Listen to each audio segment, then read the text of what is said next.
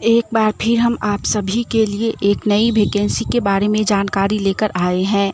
यह vacancy post office की तरफ से ग्रामीण डाक सेवक के लिए निकाली गई है। हम इस वैकेंसी से जुड़ी apply date, age limit, application fee, post details, education qualification, pay scales, इन सभी के बारे में पूरी जानकारी देंगे। तो अगर आप भी इस वैकेंसी के लिए फॉर्म अप्लाई करना चाहते हैं तो जानकारी को ध्यानपूर्वक सुनें और वीडियो में लास्ट तक बने रहें, जिससे कि फॉर्म अप्लाई करते समय आपसे कोई भी मिस्टेक ना हो। तो चलिए सबसे पहले हम लोग जानते हैं इस वैकेंसी से जुड़ी अप्लाई डेट के बारे में। इस वैकेंसी के लिए फॉर्म अप्लाई जून 2024 से स्टार्ट हो जाएगा। फॉर्म ऑनलाइन के माध्यम से अप्लाई होगा। आप लोग अपने मोबाइल फ़ोन से ही या फिर किसी साइबर कैफ़े पर जाकर ऑनलाइन फॉर्म अप्लाई कर सकते हैं। फॉर्म पूरा 1 महीना तक अप्लाई होगा। तो जो भी लोग फॉर्म भरना चाहते हैं वो लोग जून से लेकर जुलाई के बीच में कभी भी इस वैकेंसी के लिए फॉर्म अप्लाई कर सकते हैं।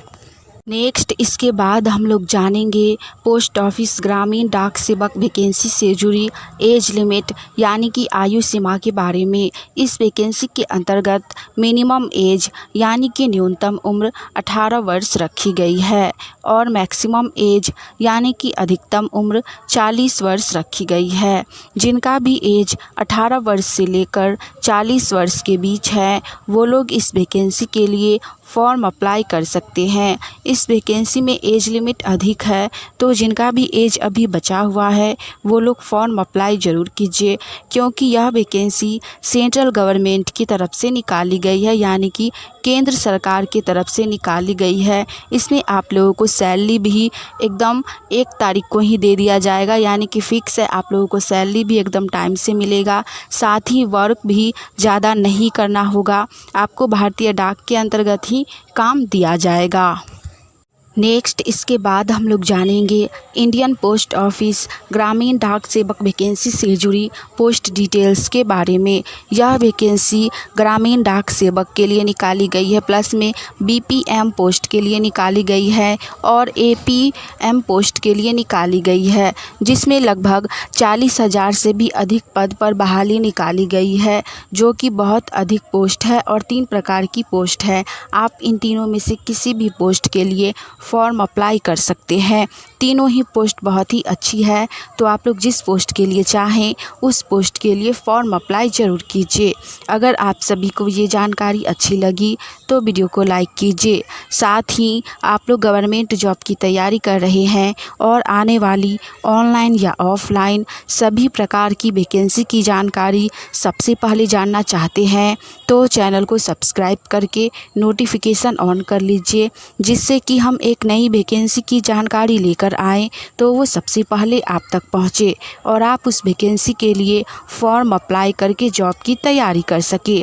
चलिए इसके बाद हम लोग जानते हैं इस वैकेंसी से जुड़ी यानी कि ग्रामीण डाक सेवक वैकेंसी से जुड़ी एजुकेशन क्वालिफ़िकेशन यानी कि शैक्षणिक योग्यता के बारे में।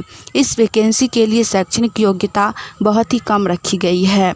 अगर आप लोग 10वीं पास हैं, जी हाँ, अगर आप लोग मैट्रिक पास हैं तो आप लोग इस वैकेंसी के लिए फॉर्म अप्लाई कर सकते हैं।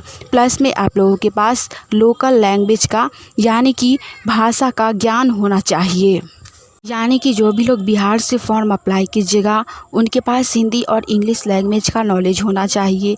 जो लोग दूसरे स्टेट से फॉर्म अप्लाई करेंगे वहाँ की राज्य भाषा जो भी होगी, जैसे कि तमिलनाडु से फॉर्म अप्लाई कर रहे हैं तो तेलुगु, उड़ीसा से फॉर्म अप्लाई कर रहे हैं तो उड़ीसी, इसी तरह से आप जिस भी राज्य से हो और फॉर्म अप्लाई कर रहे हैं वहाँ का आप लोगों को लोकल लैंग्वेज आना चाहिए और 10वीं पास रहिएगा तो ही आप इस पोस्ट के लिए फॉर्म अप्लाई कर सकते हैं। तो जो भी लोग 10th पास हैं वो लोग फॉर्म अप्लाई ज़रूर कीजिए। नेक्स्ट इसके बाद हम लोग जानेंगे इंडियन पोस्ट ऑफिस ग्रामीण डाक सेवक वैकेंसी से जुड़ी इम्पोर्टेंट डॉक्यूमेंट यानी कि ज़रूरी दस्तावेज के बारे में कि फॉर्म अप्लाई करते समय आपके पास क्या क्या डॉक्यूमेंट होने चाहिए, क्या क्या दस्तावेज होने चाहिए। तो सबसे पहला है आपका पासपोर्ट साइज कलरफुल फ़ोटोग्राफ। जी हाँ, आपका फ़ोटोग्राफ होना चाहिए पासपोर्ट साइज, जो कि रिसेंट का होना चाहिए, यानी कि हाल फिलहाल का होना चाहिए। 3 महीने से अधिक पुराना फ़ोटो नहीं होना चाहिए। 3 महीने से बहुत ही कम का होना चाहिए, यानी कि जो भी लोग फॉर्म भरना चाहते हैं वो लोग फ़ोटो खिंचवा लीजिए और प्रिंट करवा लीजिए। नेक्स्ट डॉक्यूमेंट है स्कैन्ड सिग्नेचर। आप लोग एक पेपर पे साइन करके ले जाइएगा, उसको स्कैन करके फॉर्म अप्लाई करते समय अपलोड किया जाएगा। नेक्स्ट डॉक्यूमेंट है एजुकेशन क्वालिफ़िकेशन। क्योंकि यह वैकेंसी 10वीं लेवल पे है, 10th लेवल पे है, तो आपके पास 10th का मार्कशीट होना चाहिए। आप लोग अपने साथ मार्कशीट भी लेके जाइएगा, ओरिजिनल वाला। नेक्स्ट है वैलिड आइडेंटिटी प्रूफ। इसमें आप लोगों के पास आधार कार्ड, पैन कार्ड होना चाहिए। जिनके पास पैन कार्ड नहीं है कोई बात नहीं है, आपके पास आधार कार्ड होना ही चाहिए। आइडेंटिटी प्रूफ में आपका आधार कार्ड कंपलसरी है, प्लस में आप दूसरा कोई भी अपना डॉक्यूमेंट रख सकते हैं, जैसे कि ड्राइविंग लाइसेंस या फिर वोटर आईडी कार्ड। इनमें से कोई भी डॉक्यूमेंट आप ले सकते हैं। नहीं है अगर आप लोगों के पास इसमें से कुछ भी, तो सिर्फ आधार कार्ड भी चलेगा। 10th का मार्कशीट होना चाहिए। उसके बाद डॉक्यूमेंट है डोमिसाइल सर्टिफिकेट। नेक्स्ट है कास्ट सर्टिफिकेट, जिसमें जो लोग EWS से आते हैं उनका EWS सर्टिफिकेट होना अनिवार्य है। तो आप लोग कास्ट सर्टिफिकेट यानी कि जाति प्रमाण पत्र बनवा लीजिए। जिनके पास नहीं है, अभी जाति ऑनलाइन के माध्यम से बनाया जाता है, तो आप लोग बनवा लीजिए। दूसरा निवास प्रमाण पत्र भी लगेगा, तो आप लोग वो भी बनवा लीजिए। फॉर्म अप्लाई करते समय आपसे ये सभी डॉक्यूमेंट मांगे जाएंगे, क्योंकि यह वैकेंसी के अंतर्गत आपको जॉब भी अपने ही राज्य में दिया जाएगा, अपने ही गांव में ही दिया जाएगा। इसीलिए आपका जाति प्रमाण पत्र और निवास प्रमाण पत्र होना आवश्यक है।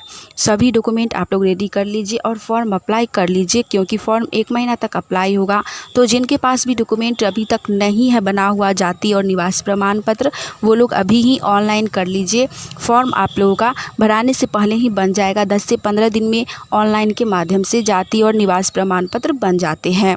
लास्ट हम लोग जानते हैं इस वैकेंसी से जुड़ी, यानी कि पोस्ट ऑफिस वैकेंसी से जुड़ी सिलेक्शन प्रोसेस के बारे में। आप लोगों को बता दें कि इस वैकेंसी के अंतर्गत कैंडिडेट को शॉर्ट लिस्ट किया जाएगा, यानी कि आप लोगों का किसी भी प्रकार का कोई भी एग्ज़ाम नहीं लिया जाएगा। मार्क्स के बेसिस पर जारी किया जाएगा। शॉर्ट लिस्ट कैंडिडेट का रिजल्ट डायरेक्ट जारी कर दिया जाएगा। पढ़ाई करने का कोई भी टेंशन नहीं है आप लोगों को, ना ही एग्ज़ाम देने का कोई टेंशन है। सिर्फ आप लोग सारा डॉक्यूमेंट रेडी करके फॉर्म अप्लाई कर दीजिए।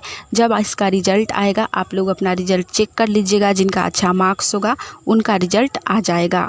यह सेंट्रल गवर्नमेंट की वैकेंसी है, तो आप लोग ज़रूर ही फॉर्म अप्लाई कीजिए। एग्ज़ाम नहीं देना है तो सब लोग फॉर्म भरिए, क्या पता किसी का भी रिजल्ट आ जाए। हमने इस वैकेंसी से जुड़ी सारी जानकारी दे दी है। आज के लिए इतना ही। मिलेंगे हम आप सभी से फिर से एक नई वैकेंसी की जानकारी के साथ। तब तक के लिए आप सभी बिहार में खासकर आने वाली नई वैकेंसी की जानकारी सबसे पहले जानने के लिए चैनल के साथ जुड़े रहिए। जय हिंद।